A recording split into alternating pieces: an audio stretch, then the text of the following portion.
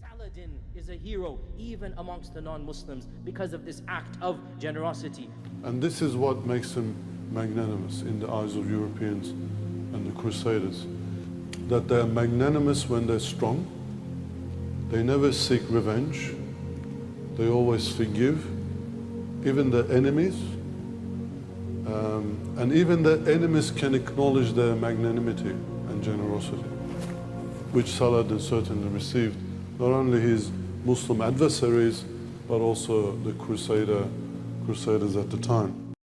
Most important battle that ever took place after the time of the Prophet ﷺ. It is a battle that every Muslim should know, every Muslim should be aware of, especially in light of current political circumstances, and that is the famous Battle of Hittin that took place in the year 583 Hijrah, corresponding to September 1187 CE. And of course, the Battle of Hittin is the famous battle where the greatest general after Khalid ibn al-Walid, and that is Salah ad-Din al-Ayyubi, reconquered our city of Jerusalem from the invading Crusaders after it had been in Frankish hands, in European hands for over 93 years. Salah ad-Din captures Jerusalem in 1187, and he starts the struggle in 1177. So it takes him 10 years. This is a long time. But also the kingdom, or Crusader kingdoms, are very powerful because they're constantly getting help from Europe. Especially there are two orders. One is called Hospitallers, the other one is called Knights Templars. The Knights Templars were the richest order in the Christian world. They actually were organized throughout Europe, and usually they enlisted rich Christians. They poured money into Jerusalem, and with that money came, knights as well. And the knights were the trained fighters, usually very skilled. Saladin was a very cautious commander. He never attacked unless he was sure of victory.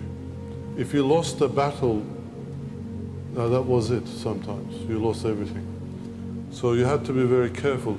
And one of his principles is never enter into a battle unless you're sure of victory, or create the conditions that would lead to victory.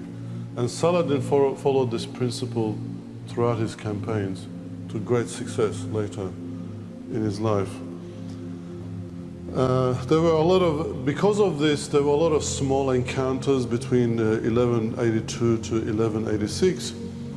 And then the Crusaders had these massive fortified castles.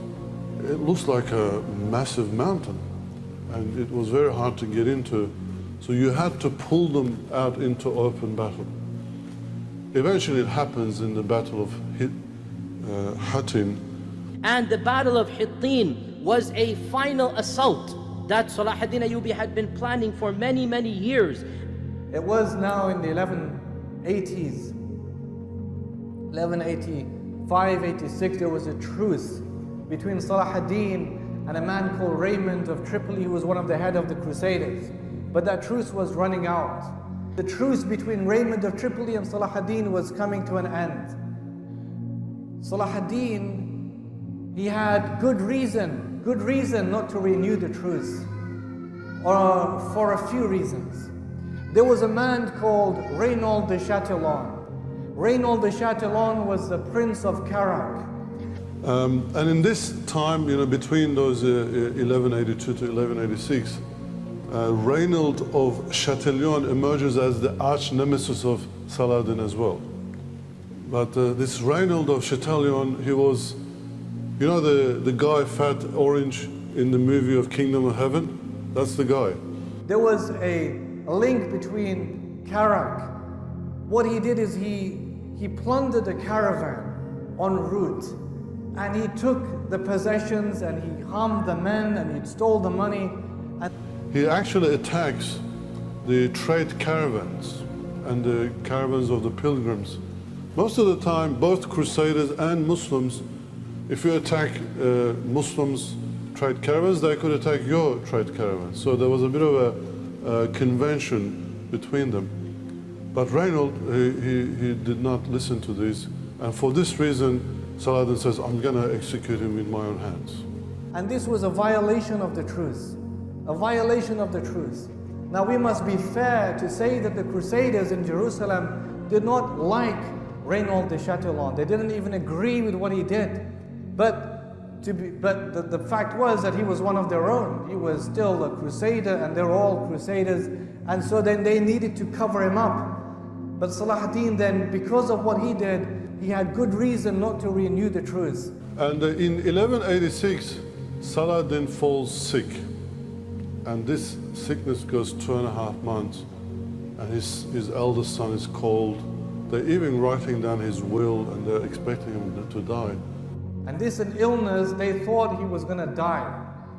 Everybody was worried that Salah ad-Din is going to die because he had this major illness, but he recovered from it. And he's saying, well, I still haven't done pilgrimage. I still haven't captured Jerusalem. And he sort of swears by God, so if I survive this, I'm going to capture Jerusalem. And he does it in a year. Saladin was a very religious person. And especially when he became the ruler of Egypt, he kind of becomes more religious. He prayed 5 times a day, no matter what. He fasted all the time. Sometimes he couldn't fast because of the battle and conditions and so on. And he had his vizier or aides keep the number of days he wouldn't fast. And then later they would tell him how many days and he would make it up. He wanted to go to a pilgrimage, but he could never go in his lifetime. Actually, this was a very common thing, that rulers could not go to pilgrimage. The reason is that if you go, then your whole state empire is left to someone's attack. And everyone's just waiting like a hawk. And actually, with the Ottomans, none of the Ottoman sultans went to pilgrimage. They just couldn't. They actually got a fatwa for that. Yeah. Or special fatwa that would apply to them, out of necessity. But then just as he recovered, his wife, Ismat ad-Din, dies. She dies. Now, one of the tactics he used was to lure the Crusaders out of the castles. And the idea, let's set out for Tiberias. We have much bigger army, stronger army, we're fit, we're healthy. And if they were to come to Tiberias, they would have to travel from very far. And it's very hot. And they'll get very thirsty. And they'll die on the way. If they don't die on the way, they get too tired to fight. So what happens is that they all head for Tiberias. And he does that to great success, or he just kind of lures them out. And especially at that time, the king is Lusignan. Guy de Lusignan was the king of Jerusalem, and along with the kings of other principalities, they decide to go out and face Saladin out in the battle, in the open, and they muster 20,000 strong army. And 20,000 for those times is very big. Like most of the times the battles are fought with 1,000, 2,000 people. And Saladin had an army of 30,000. And they take with them what's called the true cross. A true cross, it wasn't a complete cross, just surrounded in some woods, but later it was put into a metal enclosure. And that was, they took with them the true cross as well, like assuring victory. These kind of amulets or signs or relics was quite often used by the Crusaders to get that excitement and the belief that God is on their side. And Muslims are doing that, or thinking that God is on their side as well, not with relics, but with words as well. The Battle of Hattin is a strategic masterpiece on the part of Salah ad-Din. Now it's very hot, very hot. One of the first things Salah ad-Din does is he ignites fire scrubs, because he knew that the westerly wind would blow in the direction of the Crusaders. And so all around, fire scrubs. And the wind, the smoke, the ashes is blowing in the direction of the Crusaders. Not only are they so fatigued and so tired and so thirsty, but now they're kind of in this conundrum situation because the fire scrubs. Salah ad-Din, his army was very strong. What ensued then was a battle in the year 1187 called the Battle of Hittin. And the armies, the Crusader armies lured out. He surrounds them from the back. And there's this skirmishes all the time, so the army slowed down. The access to water is cut as well. And they burn fires at night, you know, just close them, and they start making dhikr as well at nights just to, I don't know, put fear in their heart. And eventually there is a battle that takes place. It's a decimation of the whole Crusader army. In fact, on the final day of the battle, the soldiers spent most of the night praying Taraweeh and Tahajjud. Most of the night they were praying Taraweeh and Tahajjud, asking Allah for victory, because they realized that without dua, nothing would happen. Without Allah being on their side, there was no point in all of the army and the weapons that they had. What happened is Salah ad-Din, when all the prisoners were there, The guy de Lusignan is captured. Raymond de Chatillon of Chatillon is captured. King of Jerusalem, Reynaud de Chatillon, Raymond of Tripoli, all of these are there. Salah ad-Din, he approaches the king of Jerusalem. This is king and king, you know, king and king. And he invites Guy de Lusignan to Islam. But he doesn't accept Islam. In any case, he gave him some water to drink. You know, after a hot day of fighting, have the water to drink. He drank from the water. Beside him was the shaitan, you know, Reynaud de Chatillon, and he gives the cup of water to drink to Reynaud de Chatillon. He says, you know, you have a sip of water. And then he began to gulp and gulp and gulp from the water. Salah ad-Din then speaks and says, you know, in our custom, a king doesn't kill a king. Kings don't kill kings. And nor do we kill the one that we've just given water to. Because in our custom, water is like an offering of hospitality and peace and protection. We don't kill the one that we've given water to. So him, the king of Jerusalem, he's a king, and a king doesn't kill a king. And I gave him water to drink. I didn't give you water to drink. You gave him the water to drink. No, you gave the water. I didn't give the water to drink to him. And so he takes his scimitar and then he pushes him towards the others and they execute him. And Saladin actually executes him himself, as he promised. And he says to Guy, it is not the want of kings to kill kings, but that man had transgressed all bounds, and therefore did I treat him so. And he just says he was a war criminal, basically.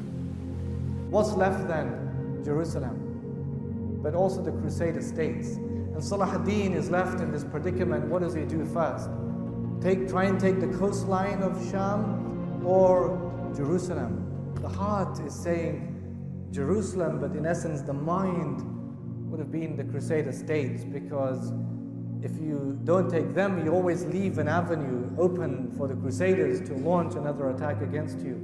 In any case, he went for Jerusalem. Now look at this, what happened in Jerusalem. Jerusalem has no king, because the king now is captured and taken into exile. And then Saladin swiftly moves to Jerusalem, and Jerusalem's got no one really to defend the city. And so it was in the final days of Ramadan that Salah ad-Din al-Ayyubi won over the Frankish kingdoms, and he entered the city of Jerusalem. Then Balin of Abirin, or Iberin, is the one who's in charge, the only one left behind. Actually, some negotiation takes place, and in the end, Saladin, there's an agreement that on the payment of a small ransom, everyone will be set free to go on the condition that the city is turned over to Saladin. Now, this was really unheard of at the time, because the first thing, what was expected was Saladin to kill everybody, because the first Crusaders did exactly that. The whole inhabitants of the city, Muslims and Jews particularly, were killed after the first crusade. And actually the whole city is empty, and then migrants come in later to inhabit this whole city. So the expectation was that Saladin repeats that, but he doesn't. When the Christians had entered Jerusalem 90 years ago, they slaughtered every single man, woman, and child. And the streets of Jerusalem were flowing with Muslim blood. Ibn al-Athir rahimahullah says when they took Jerusalem in 1095, up to 70,000 Muslims were killed in that city. 70,000 Muslims were killed in that city. One of the Christian chroniclers, Albert of Aachen, this is not Muslim propaganda, this is a crusader saying this. He's writing in his German chronicler, Albert of Aachen. He says that we crusaders used to take babies and swing them and smash their skulls on the walls. We all know when Salah ad-Din entered the city, the Christians were trembling, thinking justly that Salah ad-Din should do as they did unto them. As you do unto others, it shall be done unto you. An eye for an eye, a tooth for a tooth. This is the law of humanity. They believed Salah ad-Din would do the same thing to them. And Salah ad-Din gave that famous response that the Prophet ﷺ taught us when he conquered Mecca, to forgive and to turn the other cheek. Go, for you are free today. So Salah ad-Din al-Ayyubi did not do as the Christians had done when they conquered Jerusalem. And then began the process of cleaning Jerusalem. And so they would perfume the floors. Nuruddin, I will tell you this, and I'm sorry for dragging on, but Nuruddin Zangi rahimahullah, before he died, he made a minbar, like this, beautiful minbar. And he had like this ambition. He says, inshallah, when we recapture Jerusalem, we will install this minbar in Aqsa. Now he died in 1174, and this is now 1187, so that's 13 years difference. Salah ad-Din, this was by the way in Aleppo. They kept the minbar in Aleppo, Halab. He said, go to Aleppo and bring the minbar of Nuruddin, and we will install it in Aqsa.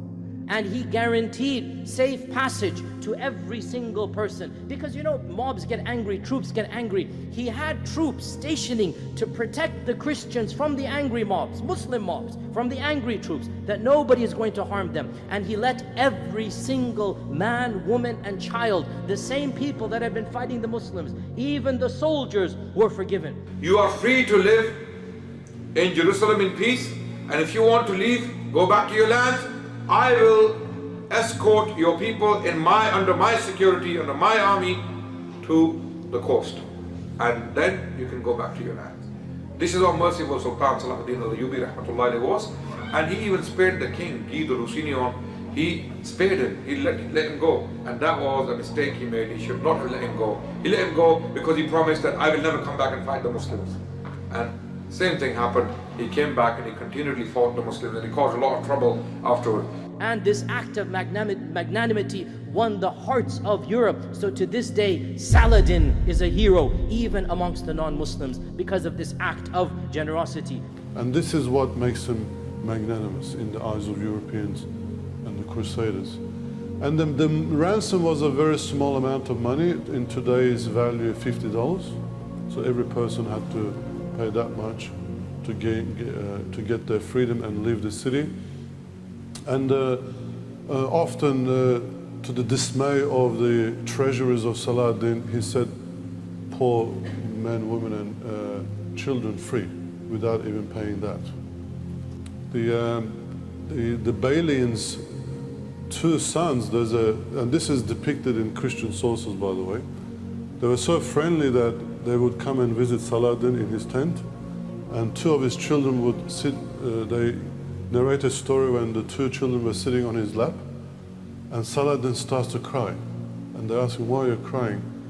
He goes, today I inherit the city, but tomorrow someone else will. So this world is just a transient. He just reminded himself that at that point in time. So it's stories like this that really impressed the Europeans. And they were later told over and over again in books. He was really a gentle person. I mean, he had to fight wars and make sometimes tough decisions, but in the end, he's just an ordinary human being. And he was actually known to be a Sufi as well, somewhat, or spiritual person. And he also allowed the Jews to come and enter the city and inhabit Jerusalem along with Muslims. And then obviously capturing Jerusalem after 90 years was a great achievement, and it's all Muslims rejoiced. Naturally, Christians lamented, and Saladin returns back to Damascus to a hero's welcome. You know, people considered Saladin both a hero and also a wali, or a living saint. And there was even a day reserved in Damascus for everyone to come and see him, look at him. People just wanted to see him in person.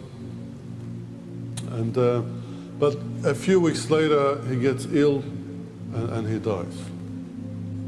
And in his death, what he left behind was 1 gold dinar and 40 silver coins, and nothing else. You know, all these battles that Saladin fought, there's always the spoils of war. He always distributed to his soldiers. He never got anything himself. And there wasn't enough money to cover for his funeral costs. You know, that's the man for you, that's the leader. I think this is what makes leaders great, that they're magnanimous when they're strong. They never seek revenge. They always forgive, even their enemies. And even their enemies can acknowledge their magnanimity and generosity, which Saladin certainly received, not only his Muslim adversaries, but also the Crusaders at the time.